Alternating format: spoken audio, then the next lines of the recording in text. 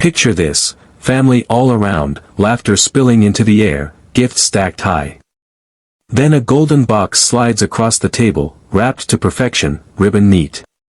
My hands tremble as I untie it, hoping, praying.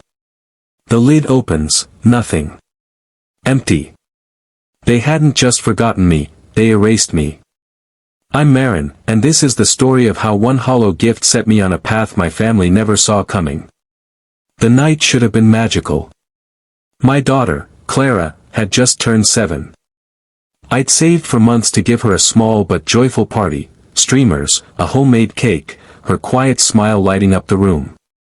But instead, under the glow of my parents' chandelier, I watched my niece, Grace, drown in luxuries, bracelets, gadgets, glittering trinkets that screamed indulgence. Clara sat beside me, patient, waiting. Then my sister Julia slid the gold box my way, eyes glinting.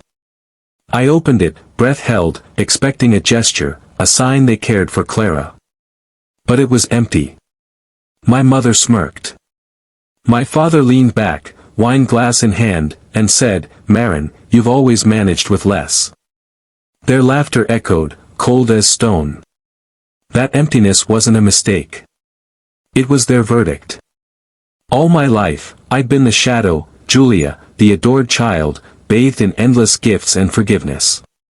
Me. I was practical, dependable, invisible. When she faltered, they caught her. When I achieved, they shrugged. I bought her daughter's crib, paid her daycare, even covered their bills while Sophie and I went without. My silence was their cushion. But that night, staring into the void of that box, something shifted.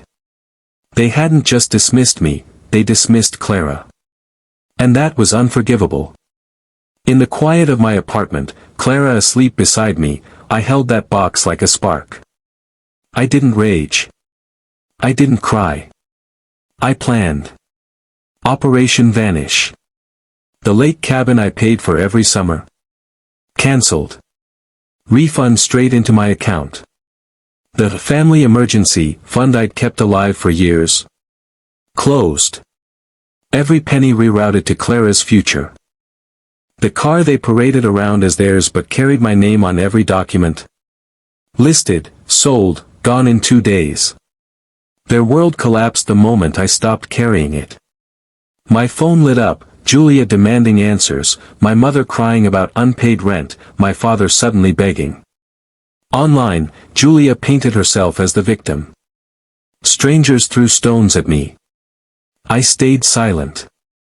I wasn't theirs to mock anymore. The night I overheard my mother's sobbing confession, "She's gone.